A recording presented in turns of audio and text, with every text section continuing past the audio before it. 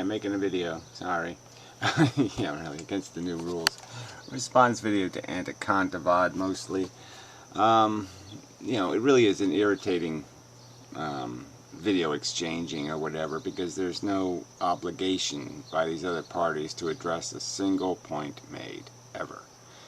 And so, you know, it's really obnoxious, because you're basically saying, look, this is a key element of what you're saying that doesn't fit in my head, and you're making absolutely no effort to correct that, to fix that, to do anything about that.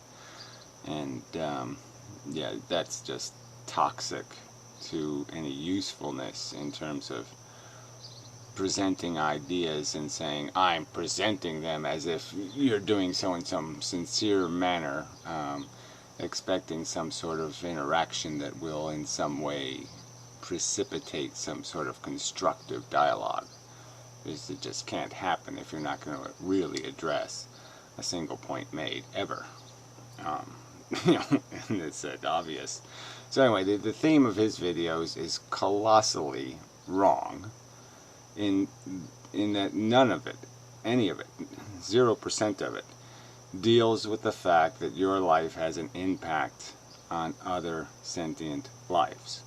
He just negates that as something that exists in our reality, that we have, not only do we have to maintain our experiential experience, but we cause experiences in other people through our behavior, through what we endorse, through what we subsidize, through what we finance, through what we facilitate in the world. We affect other people. This isn't a big concept. I mean, it's not complicated or difficult to see that, right? Everybody, you sort of understand that, don't you? You drink water, you go to the bathroom, the shit goes somewhere. You know, somebody's going to swim into it. I mean, these are just facts of your life. And to negate that element from a conversation about what it is to be a human being, philosophically, or just what it is an error of just, you know, it's a catastrophic error. You have to account for your impact on others. You can't just say all life is about you being happy, you being comfortable, and nothing else. It's ignorant. Yeah, it's so friggin' ignorant that somebody has to say it's too fucking ignorant. You have to do better than that. You can't call something philosophy, use a really big important word like philosophy, and put that on top of a silly, ignorant philosophy that doesn't account for the substance of your existence, which is your impact on others.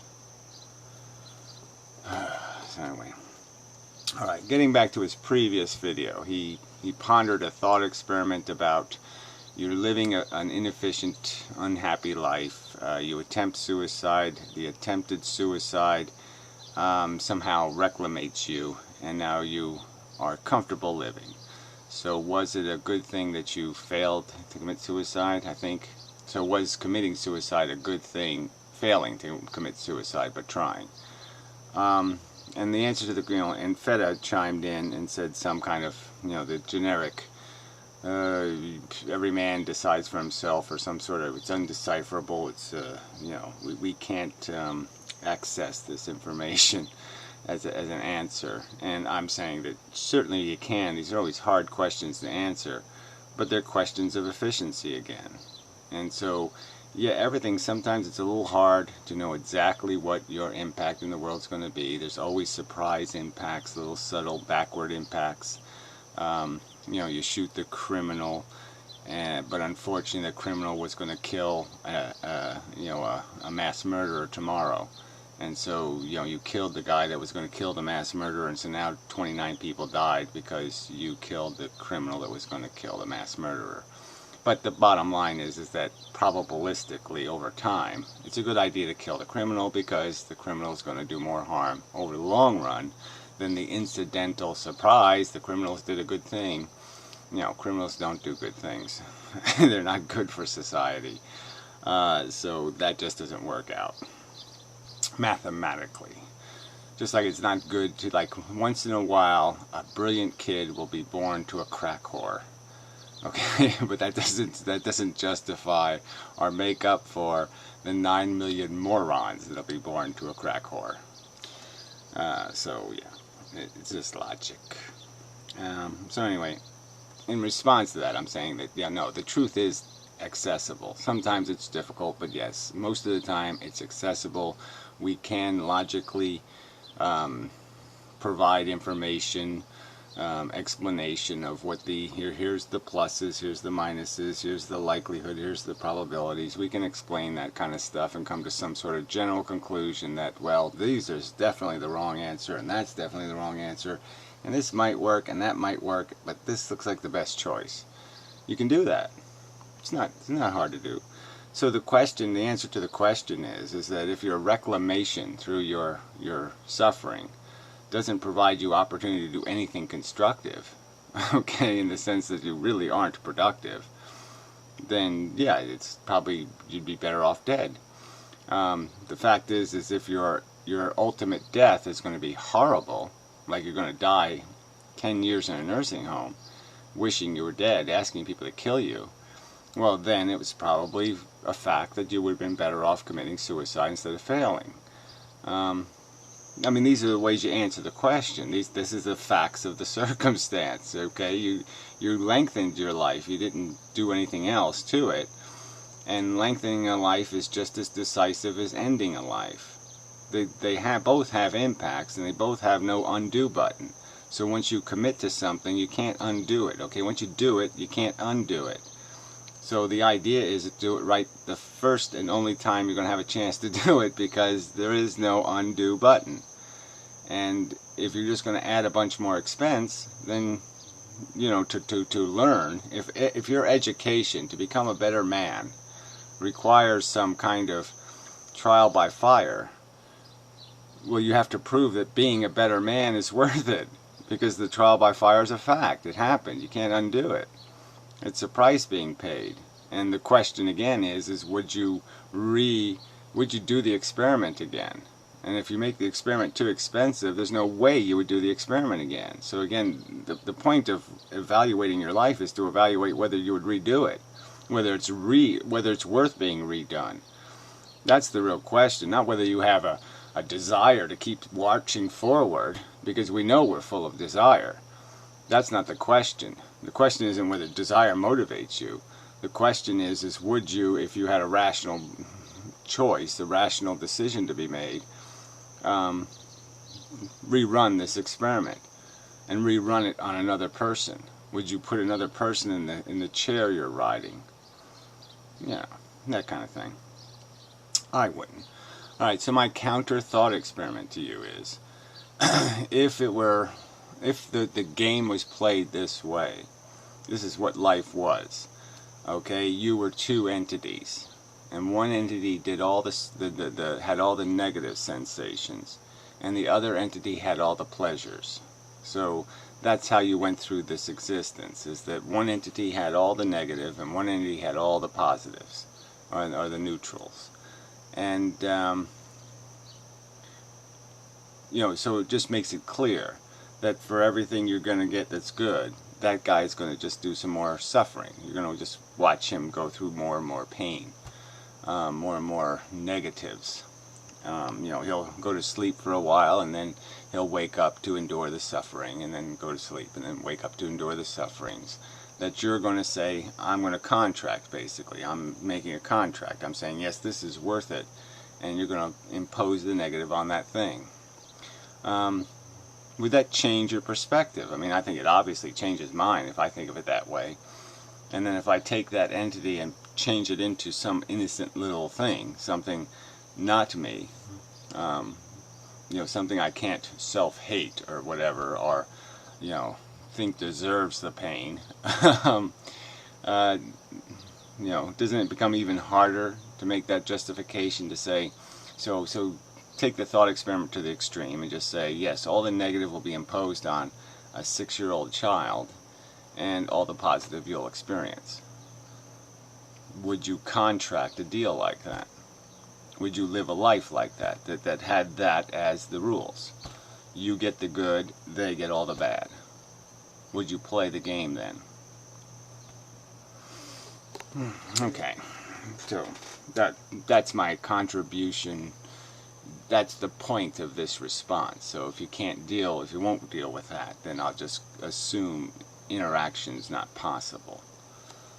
Okay, now I'll play the video, and this is just extra fun. For fun.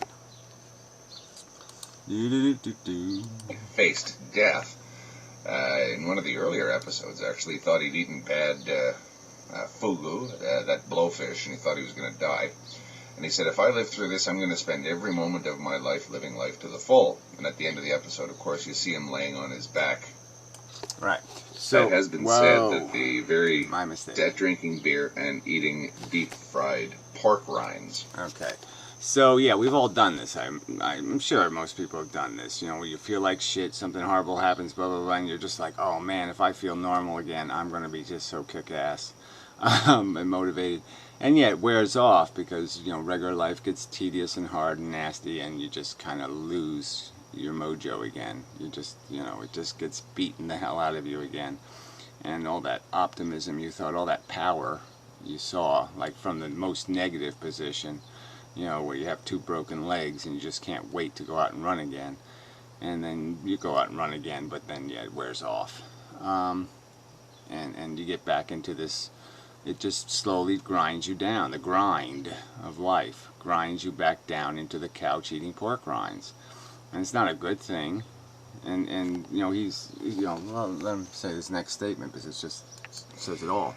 But, you see, that's what he should have been doing all along, because that's what he wants to do. Anything. Yeah, see, you know, so alcoholics want to be alcoholics. Pedophiles want to be pedophiles. I mean, this just doesn't make any, this is just silly. We don't end up where we want to be. We end up where we're ground down to be.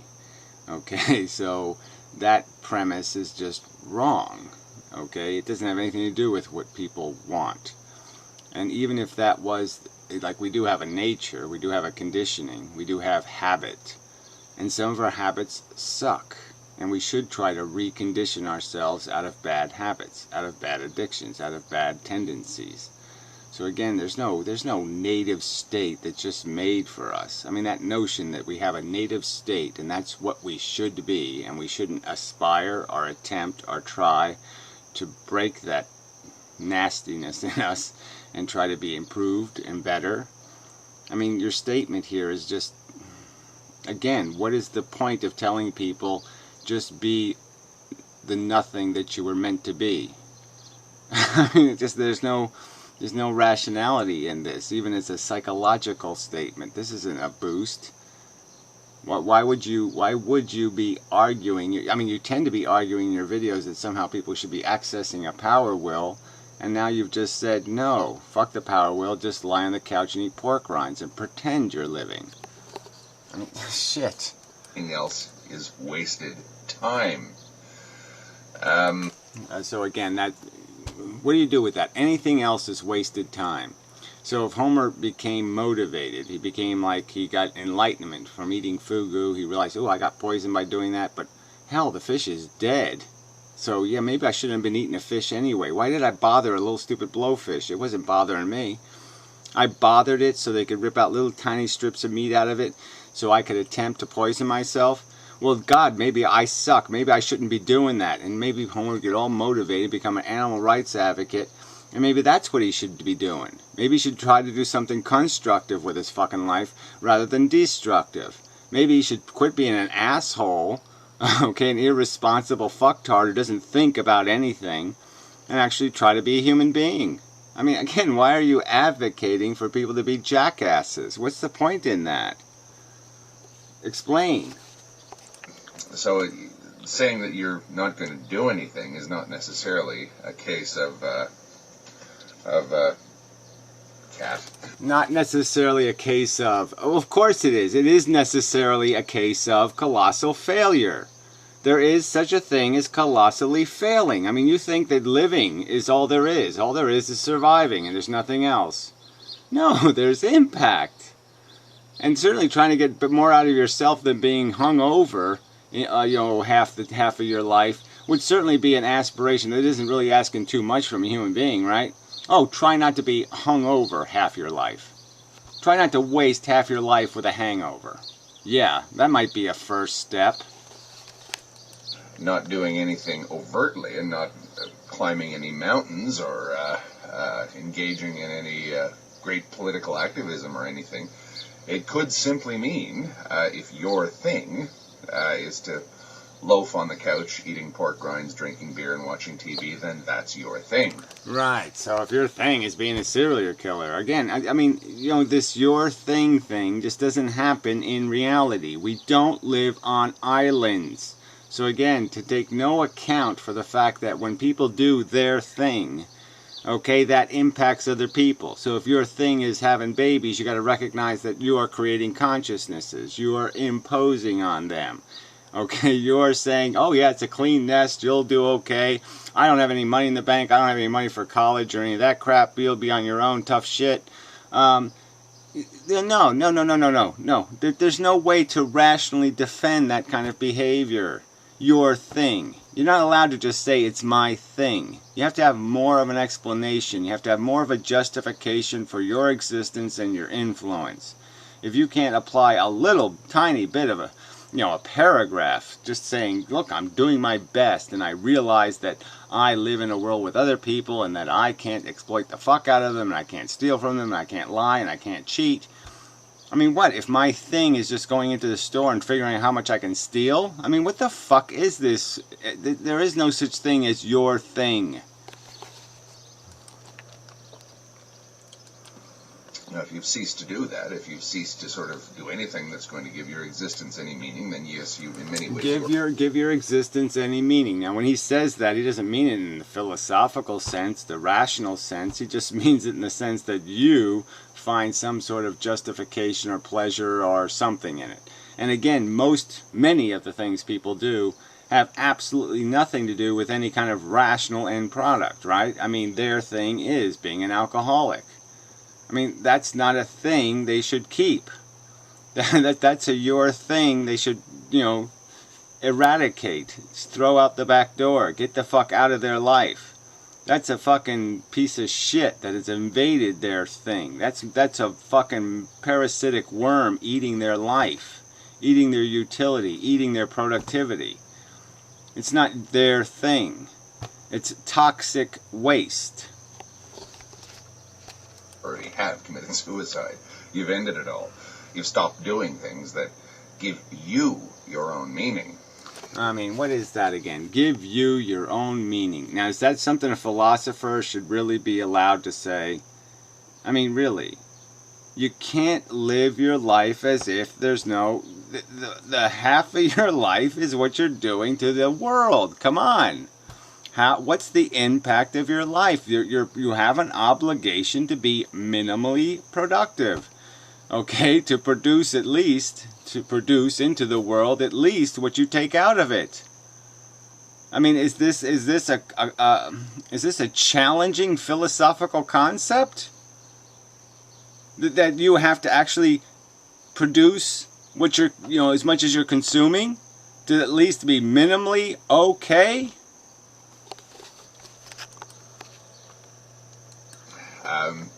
And again, the idea of suicide tends to force you to confront your own search for meaning. Why do I exist? Why do I bother getting out of bed in the morning? Why do I bother opening my eyes? Well, are these all challenging questions? I don't think they're that challenging. Okay, we do them because there's no alternative. Because I can't just sit in the couch forever. I mean, it would be my preference, but I know I can't. Something's going to force me out of the couch. And if I wait for it to force me, it's going to be worse than if I get up and try to stop the shit from falling on me before the shit falls on me. That's how the game of life works. There's a bunch of shit and it's going to fall. But if you throw tennis balls at it while it's a ways away from you, it'll fall before it hits you, and then it doesn't hit you. So that's sort of the game we're playing. The swords of Damocles are hanging up there. And if you're clever, you can knock the loose ones down before you go under them. But you have to get off the couch to do that.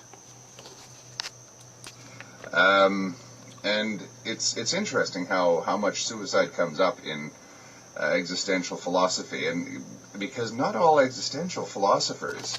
Yeah, well, whatever. This whole putting that word in front of philosophy is like putting the word irrational in front of the word rational.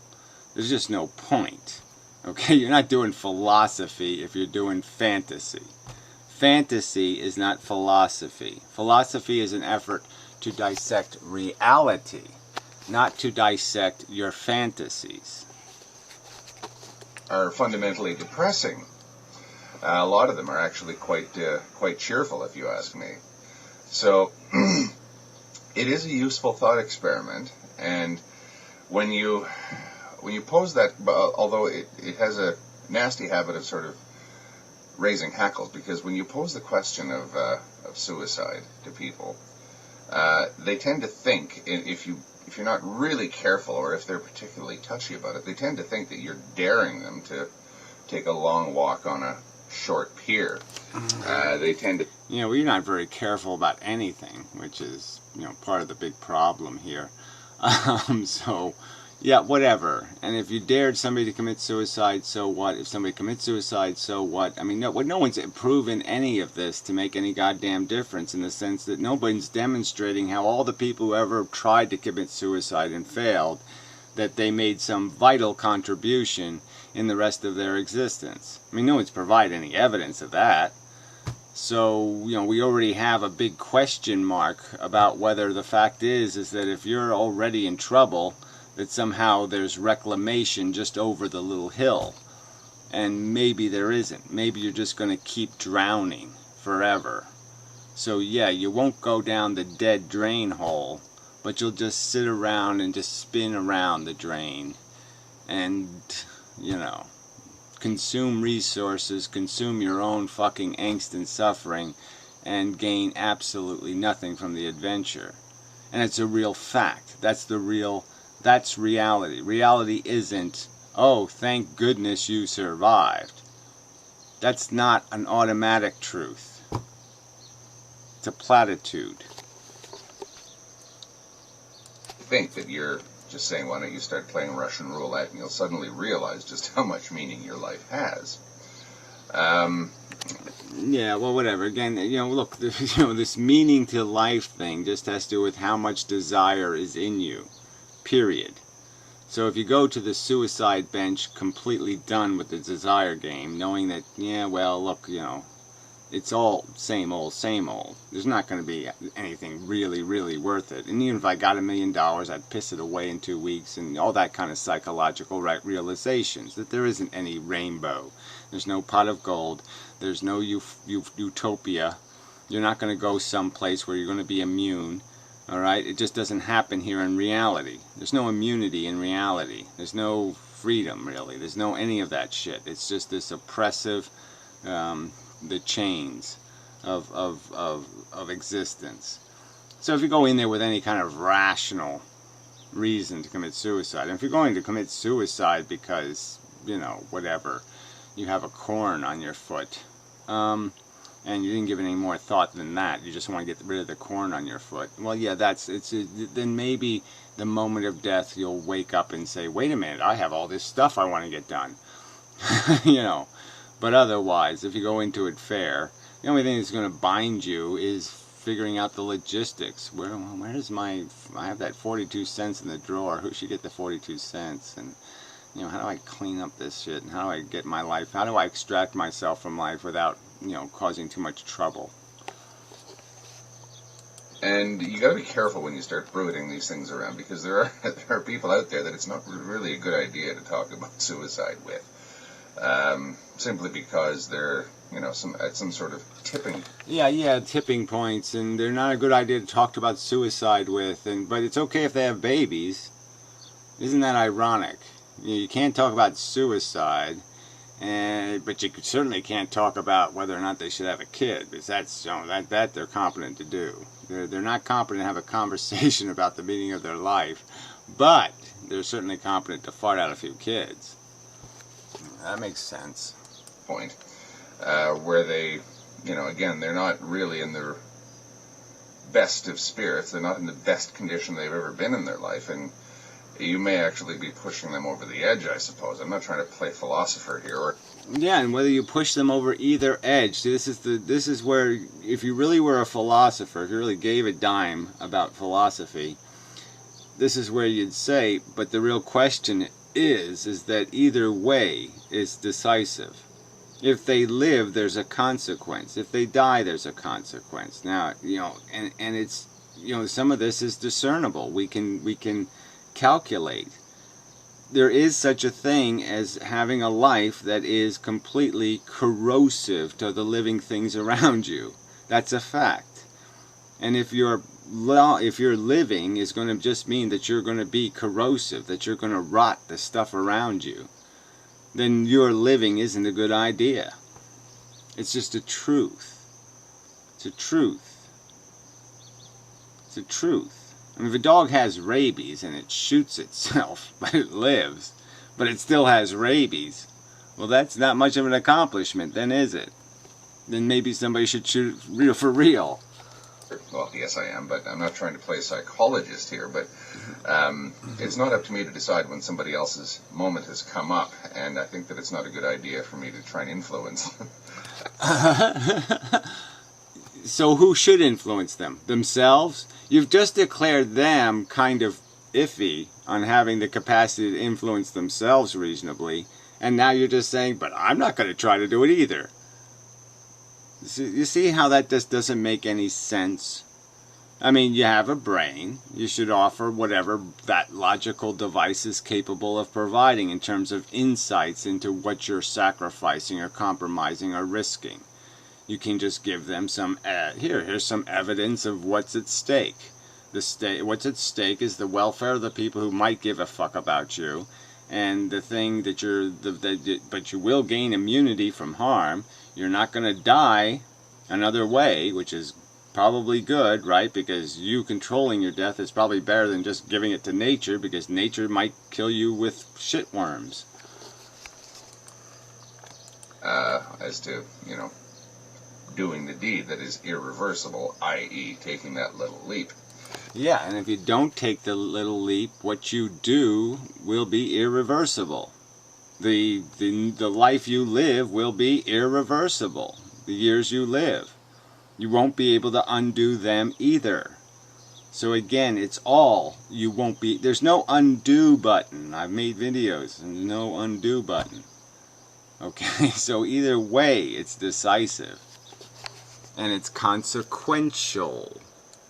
But I think as a thought experiment, with people who are just discussing hypotheticals and people who are just sort of asking the ultimate existential questions, I think suicide's a very useful thought experiment, because it just sort of says, why are you here? Well, again, it's not useful if your only way of answering the question is what I want or what I need.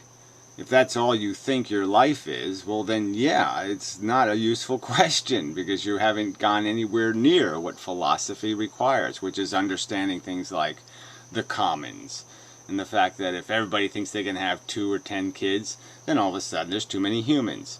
And if everybody thinks they can eat all the lobsters, then there's no lobsters. I mean, all that kind of crap. That your life has an impact on the world.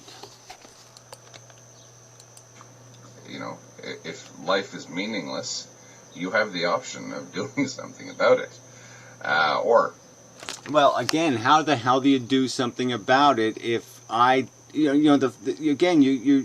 another premise of philosophy has got to be a recognition that people do not choose to show up and play the game. And it's quite idiotic to say that somehow I will fix the problem by fixing the thing, not fixing the thing that's producing the problem. I mean, you have to go to the cause. I mean, if there's a bunch of broken cars on the road, and you fix one because it's my car, well, that's not doing anything. No, you got to recall all of them. And then and then maybe you have to find something in the production method and say, look, this production method sucks because look with the product. So change the production method. But there's no point in sitting there saying it's philosophical to look at it as, okay, I'll just say my solution, okay, that doesn't fix the problem. That just sets it up to create the next victim. Somebody will just take your place. They're just going to fill your chair. It's musical chairs, and they're just going to fill the chair with a new victim. If life is meaningless, is that a good or a bad thing? I think a lot of... I mean, let's say, you want to do a thought experiment. Let's say you're a slave, and the slave owner is some meticulous anal asshole, and so he has exactly 20 slaves, because he has this number to do that, this number to do that, and this number to do that. And so you say, well, I don't accept slavery, I'm going to kill myself. And you know that tomorrow he's just going to buy another slave and put him in your slot. Have you accomplished anything by killing yourself? Is there somehow less than 20 slaves on the plantation the next day? No, there aren't. It's exactly the same problem still exists. Nothing has been solved. Nothing's been resolved. There's still the same fucking situation in place. People sort of can't wrap their head around a meaningless life or an absurd life, actually. Yeah, well, again, this meaningless life, absurd life, again, you're playing with philosophy, you're pretending you're talking philosophy, and you're not talking philosophy, okay? Because philosophy puts it in a larger context, okay? The fact that life itself is futile, again, does not mean that your individual existence right now is futile. Because there's a huge amount of positive and negative at stake. Balances will be changed by your behavior. That's a fact. The balance, how much blood is in the bucket, is going to be changed, can be changed by how you interact. How can that possibly be meaningless or futile? It can't be. Okay, so again, you have broken philosophy by using these words in different contexts where they have different meanings. Your individual ability to change things exists. The complete fact that the earth is not a functional device in any important machinery is a fact. These two sources of meaning, okay, are different. They have a different context. They're a different statement. Still being worth living fundamentally, and perhaps in my case I tend to think that life is actually even more worth living because it's absurd. Yeah, so that makes a lot of sense. So again, now we're just back to being an irrationalist. Now we're just going to make up preposterous, non sequitur, insanely stupid statements. Okay, yes, the absurd is brilliant. No, it isn't. I mean, this is, yeah, sorry. I'm just no sale. I mean, it's just nonsense. It's drivel. So again, it depends on where your head is at the very beginning before... No. It depends on whether you recognize the game we're playing and what's at stake. And clearly you're just saying that human beings aren't expected to understand what's at stake. They're not supposed to understand what's the value. They're not supposed to understand any of the rules of the game and play the game. And this is the game you're playing. You're playing the wrong game on the wrong board with the wrong pieces. You're not even close to getting this right as a philosopher, as a describer of reality. You're describing a non-existent world, period. Before you get into discussions like this, if you sort of are not in the best form, I don't think that suicidal thought experiments can do you any good, or should be engaged in, but that's just me being sort of... a pussy. Yeah, again, like I said, so leave the person you're saying is not in their best form to their own devices. Or what, should we send them to the professional happy people? Is that what you're saying? Oh no, let's send them to Mr. Smiley Face and let him take care of it. The guy who's just gonna lie through his teeth. No, you don't look fat in those pants. No. You look marvelous. You're wonderful. You have a fantastic personality. Careful or paranoid. But otherwise, if you're, asking the questions, the existential questions, I think it's actually very useful. Yeah, I think it's just a pile of crap. It has been said and that, like I said, outside the context of recognizing what a life is, and what a life is that you're a device. Okay, you have experiences, positive and negative.